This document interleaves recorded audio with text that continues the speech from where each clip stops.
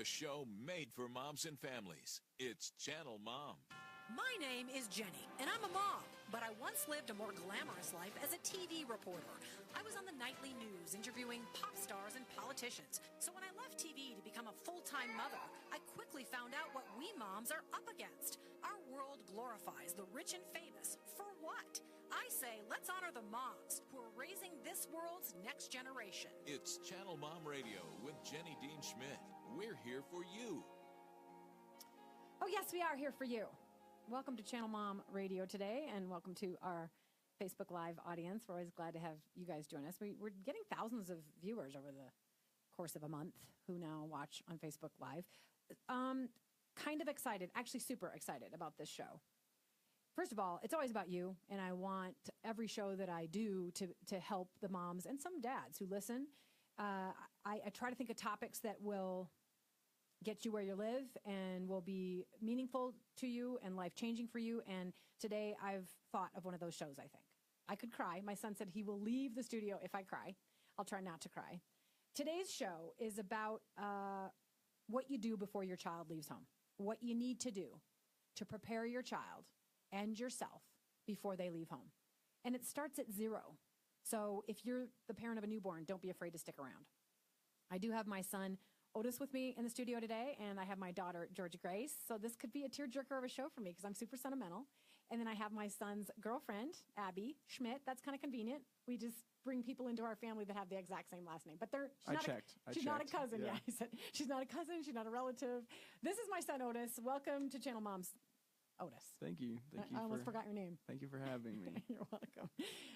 Otis Dean Schmidt. He's got the middle name that I have, so that's kind of cool. All right, so I wrote this blog that got a lot of visits. A lot of people read it. And I had a lot of people calling or, messaging me and say, I'm crying now, thanks for that. And I felt like I needed to do it. My son is leaving in 6 days, well, actually 5 days, to go to college. And this is the day that I've dreaded for the entire time since my son was birthed out of me onto the planet. And wow, a lot of dread. No, I've been dreading the day that he would leave home since he was born. And I know a lot of parents can understand that. I also understand, though, that I am obligated to God and to my son to raise him to leave well. Because what am I raising for if it's not to have an impact on the world that's positive? What am I raising him for if it's not to serve God and others? And so I thought a lot about it. I sat down and wrote a blog and cried the entire time I was writing it and tried to write it for you to make a difference in your lives. So I'm going to read a little bit of the blog, and then we're going to get to the 3 tips I came up with that I think every parent could use to help their kids be prepared to leave home well and to be ready for that next step in their lives, and also to help the parents a little bit. I've got a bonus tip, too. You ready for that, Otis? I read the bonus tip.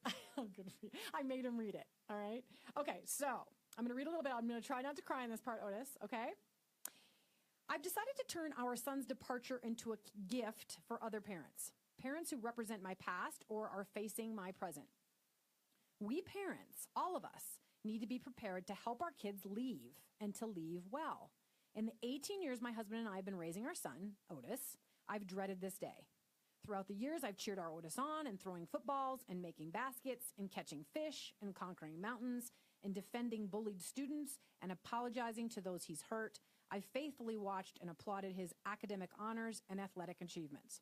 And now it feels like it's over. This is the part I have to not cry on. Mom. He doesn't want me to cry. You got this. Okay. Pull it together. Thank you. No more clapping hands or congratulatory hugs. No more proud ceremonies. I did it. He said he was going to leave if I did this. No more proud ceremonies or quiet snuggles. No more teachable moments or life lessons to pass on to our son. And so I've cried. Here we go. I've cried on both TV and radio before, so I'm good. I'm fine. I think a lot of parents are probably crying in their cars and at their computers. Probably for me because I'm embarrassing myself. And my daughter's got teary-eyed too right now, so sorry to make you cry. I'm holding it together. You're laughing. That's why you're crying. Okay, tears of joy. All right, so I've got it together now. So I wrote that because I felt like so many of us as parents struggle to make peace with this day. And I think, gosh, the whole 18 years we should be raising our children with an appreciation for the present and enjoying them and teaching them, but we should also be raising them for this day. So these are the tips I came up with. Number one, don't let pride lurk behind your parenting. So you read that part. Tell me about how my pride would sometimes come into play when you would misbehave or say something to me or, address me in a way that I didn't think was okay. Instead of just saying, that's not okay, and here's the consequence, I would flip out and be like, you're disrespecting me, and sometimes cry and sometimes yell. Sometimes it's just our pride. That's the only thing that's responding. Like, we don't want to be treated that way. So tell me about that. What did you think of that tip? I thought that came from more of a place of you and me being similar in terms of we both didn't want to ever be the one that kind of made to look a fool in the situation. So that's where I thought the pride came in more than you wanting to be the adult and the one that's correct. You didn't want to be made out to look a fool, and neither did I. And so that's where we clashed is I knew I did something wrong, but I didn't want you to clown me on it or make me feel like I didn't know what I was doing. So I think that you got to bring humility into any relationship, especially as a parent-child relationship, in terms of you're going to be wrong, especially as a kid. We're the ones that are wrong. And not always, son, but yes. Mostly. And you got to learn to deal with that. And it's the way it is. You got to cope. Yeah.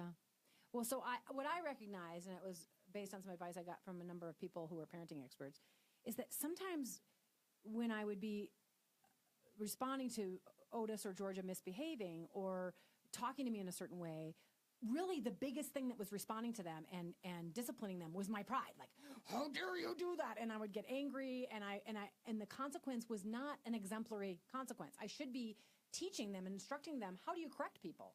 How do you address people when you have a disagreement? How do you make someone better? And instead of yelling or getting upset or crying, I should have just said, look, this is not okay, and here's why, and this is the consequence. But then I was now doing something wrong too, so now we were both entering into misbehavior. So when your child's doing something wrong, I would recommend to you, don't let pride lurk behind your parenting, because it's going to impact their future. And when they leave home, you don't want that to have impacted them. Now, secondly, I said, the word pride is such a dangerous word. The Bible actually says we're not supposed to be proud. But in the most innocent way, be proud of your kids. Absolutely. Every single day, tell them what they've done right. But don't do it at the expense of others. Don't say, oh, you're so great compared to so-and-so, or you're the best one there, or you're the best person in the school, and actually I was very guilty of that, and my son would tell you that. Don't glorify him. Yeah, he was, I'm going to do this, but he was valedictorian, and I took that way too far. Took it way too far. And he was less likely to tell somebody that than I was. So, true, I mean, kids need to hear about themselves, but is there a way to do that wrong, telling them they're great?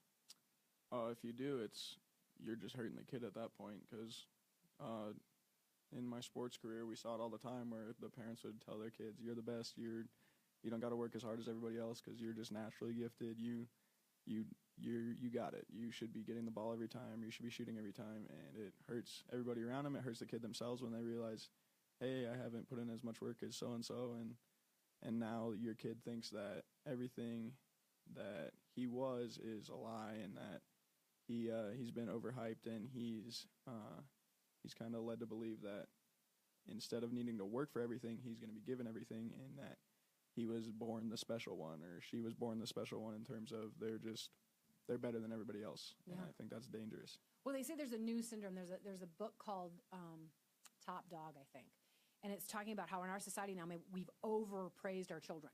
So A, they either don't believe it, or B, they don't feel the incentive to try harder because they're already good, they're already great, and so we got to be careful about that. So number one, don't let your pride lurk behind your parenting, because it will be a bad training mechanism for your kids. It will not help them if you're prideful in the way that you raise them. Number two, have courage to follow through on your convictions. Now, I have strong faith in God, and I believe that marriage and intimacy are sacred. I didn't always believe that. Jesus helped me with that, and so I've changed my whole attitude, and my husband believes the same thing. So I would say we were fairly strict on those issues. Very strict on those issues. Right. We didn't let our kids have phones till they were 15. We didn't let them have Facebook pages, not that any teenagers use Facebook. Still don't have one. Yeah, I still don't have one. We monitored their texts and everything else that they did. So online, we monitor their Snapchats. We monitor that. Now with Otis, now that he's 18, I don't monitor it anymore, but we monitored all of that as well. We were very cautious in a lot of ways about what we did with our kids. They're not allowed to date till they're 16. So we were super cautious about how we introduced you to relationships. And it's proven that if you let your kids start dating when they're 13 or 14, they're going to have a much earlier sexual debut. They're going to start having sex when they're 16 if you start all that stuff early. My son would be the first to tell you we did a whole curriculum with him when we introduced him to sex. And then Let's just skip over this part. For like 5 years, every time we left the house, I would say, don't have sex. But here's the thing. It's proven research that if you'll just talk to your kids about it, they're less likely to do it at awful wrong times. They should wait. The bottom line is they should wait if they can. And everybody knows that. And people say, well, it's too hard to wait. I get it. But in the end, it's going to be better for them if they wait.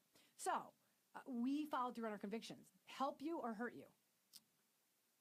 Help me. It's, I think this one's a little more of a dad thing in terms of he really hammered home that it wasn't a disappointing of the parents. It wasn't a disappointing of yourself. It was a self-control thing. It was a, well, can you have the mental capability of being able to say, like, no, that's just for fun. That's not for love or intimacy. Or can you control yourself, and can you walk around and not have to give in to the kind of trends of society? And so I think Dad did a little more in terms of, he was like, this isn't a disappointment thing. This isn't a, like, you're wrong thing. It's just a self-control thing, and you need to be able to have self-control, and that's what you guys pretty much taught me in that aspect, is that self-control was pretty much the most important thing you could have. Mm-hmm. And in the end, I think you would say, because you're a man of faith, that it was better before God and before people to behave that way. In the end. Oh, yeah. Right? The other stuff seems more fun to a lot of people, but in the end, you knew it would be better before God and for your future wife. Well, you taught me that. I didn't know it at first, but yeah, that was the message that I end up getting now that I'm 18 years old and going to college, that it's not for a fun time, it's for the rest of the time. So yeah, it's a commitment. Yeah. By the way, it may sound, with all my crying, with all my building my son up, that I have too much pride in my son. I do. I'm very proud of him, but I know he's not perfect, so I don't want people listening out there like, oh, doesn't she just think he's special? I don't want people to think that I'm overdoing it with him. Okay, the last tip, and we won't get to the whole thing now. We'll do a little bit of it in the second segment. Number 3 tip to prepare your children to leave home is practice faith, hope, and love. And I started with hope, and I said, I wish I would have passed on more hope to my son, because I was such a scaredy cat that I would practically wrap him in bubble wrap when he went out the door every day. Like, don't ride your bike too fast. Don't do this. Don't talk to those people. Don't go to the playground. And as a result, I think he's a brave guy. You can just have a quick time to respond to this. But he's a brave guy, but I think I made him sometimes look on the negative in people and in situations too easily. I wasn't more carefree. What do you think about that? You definitely wrapped me in bubble wrap for the first couple years of my life, and made sure I knew the negatives of every situation. But also, as I've come into preteen and teenage years, you guys have kind of said, all right, we've given you what we've thought on things, and now you kind of loosen the reins a little bit. You let me kind of do my own thing, and I don't think I see the negative in every situation. I think I see a realistic side of every situation. So I see possible benefits, possible negatives, and sometimes I say, well, I don't care about the negatives. I'm going to do it anyways. But I think a lot of the time I make better decisions based on me thinking, wow, this is probably not going to work out the way I want it to.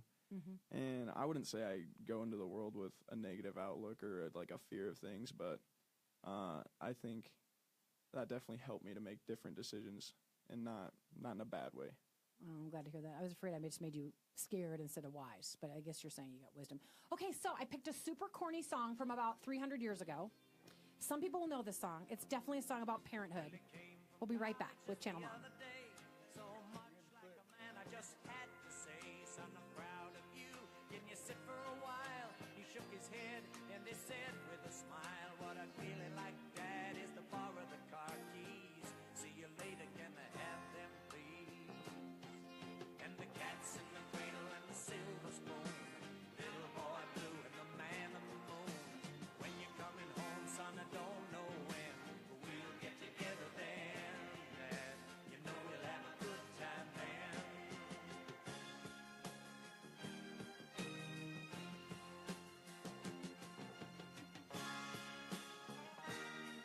CEO of my household. I don't have a degree, but the organization I run is more complex than most companies. Party planner, chef, teacher, nurse, these are just some of the roles I fill every single day. It's time for me to get paid to do what I love to do. I'm going to study at Colorado Christian University and apply what I've learned running my household into a degree that will give me a career. Check out CCU's website at adulted.ccu.edu or call 303-963-3300 and get started down the same amazing path I'm taking today. Here at Channel Mom, we want to love, coach, and encourage any mom who could use a little support. Hi, this is Jenny from Channel Mom, and if you're a mother, I know you work so hard for your family, but sometimes you need somebody to work for you. And that's why Channel Mom gives back to moms, not just through our live radio show and our podcast, but also through Channel Mom outreach in prisons, homeless shelters, and home meetings made for moms. We want to hear your story and feature you on the radio and beyond. So reach out to us on social media at Channel Mom or email us at channelmom@gmail if you've got something to say, Mom. And watch us every week on Facebook Live. It's Channel Mom Radio with Jenny Dean Schmidt. We're here for you.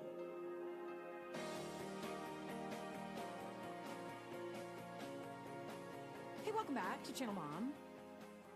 My apologies to everyone for crying in the first half. The show today is about how to prepare your children to leave the home. And I think it's good for all ages, frankly. So I've got 3 tips. We've already gone through 2 of them. We're on the 3rd, and I'm going to give a bonus tip. But before that, let's have a little mom applause.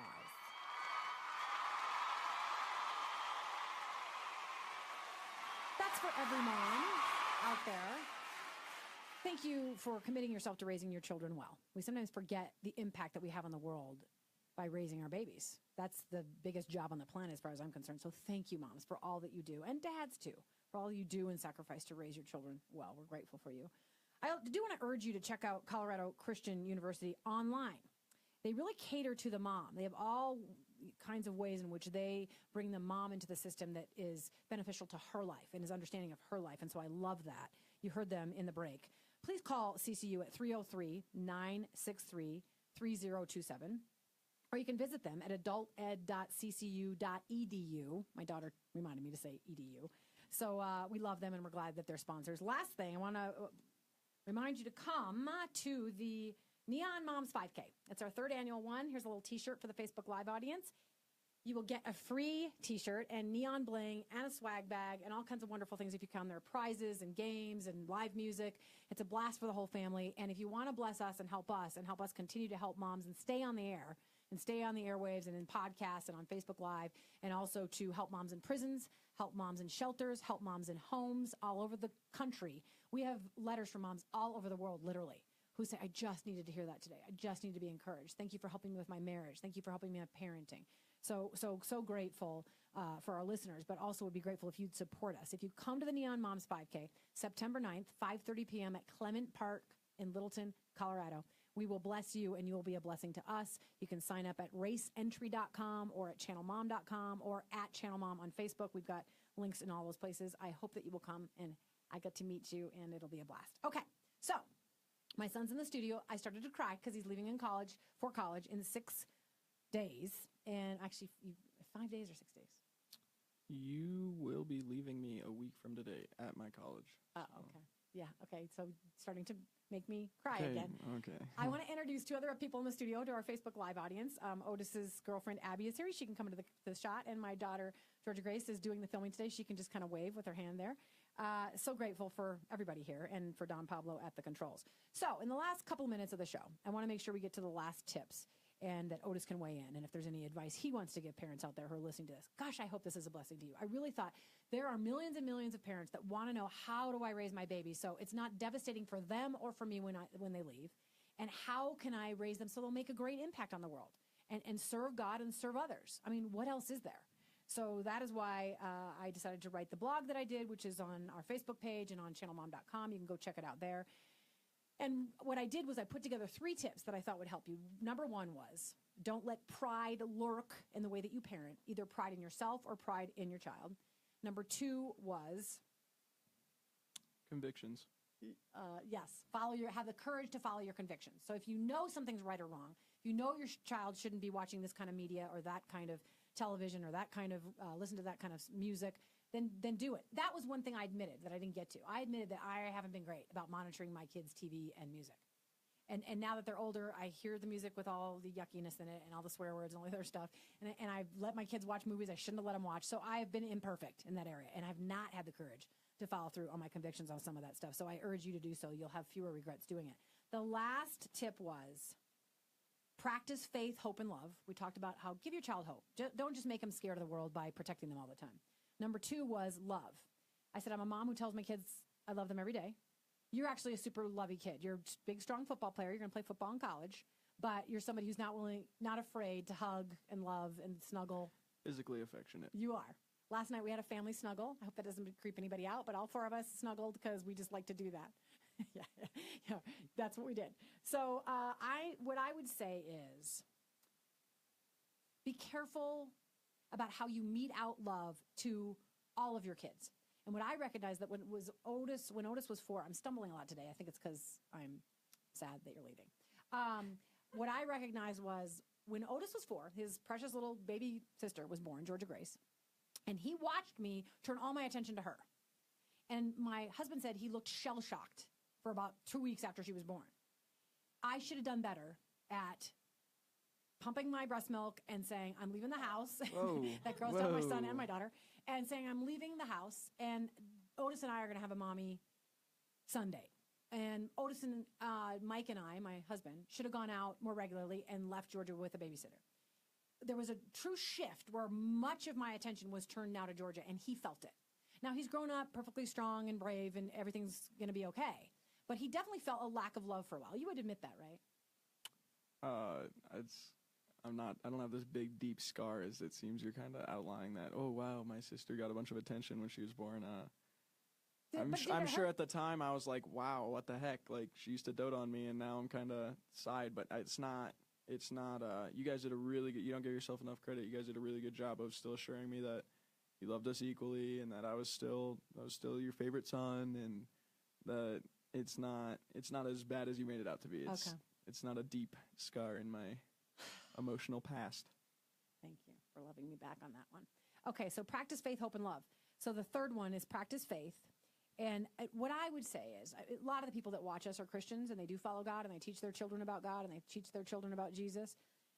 But there are others who don't do that, and they still follow us, even though they don't know that I'm a Christian. They still want to follow us for our parenting advice and the help and hope that we offer moms. But I would say just give your kid a shot at knowing who God is. Just give him a shot. Let him go to vacation Bible school. Let him, pray at the table. Whatever it is, give him a shot. I happen to believe Jesus is the way. Give them a Bible. Let them decide for themselves if you'd like. I brought my children up to know that God loves them and that Jesus is real and that there is total salvation from all sin because of him. Are you glad you were a son of faith?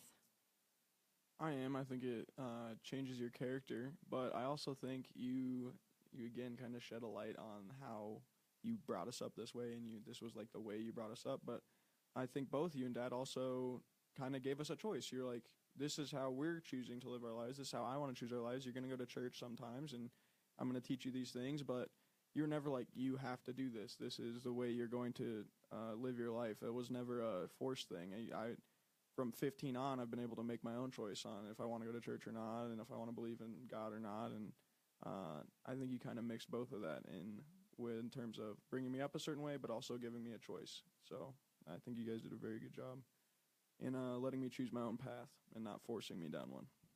Thank you. Train up a child in the way he should go. That's common scripture referred to. Train up a child in the way he should go, and when he gets older, he won't depart from it. That's my hope. My hope is that you cling to God. Okay, we only have 2 minutes left. My bonus tip was give your kids a blessing at night, every single night. That is my time to be able to decompress, tell my kids that they're loved, tell my kids that God loves them, repeat some scriptures, the faith, hope, and love scripture in Corinthians, remind them to be forgiving, remind them to be humble, just a number of things you can pray over them, including their gifts and talents, so they can be reminded of how amazing they are and the things they're called to do by God. I give my kids a blessing every night.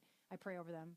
Has that been meaningful to you? And just literally like 30 seconds, anything you want to say to parents out there about raising their kids to leave well. It has been meaningful. I do miss the blessings on the vacations I've been on, and I think it was a positive influence in my life, especially in times of prayer. I'm a little more of a prayerful person because of them.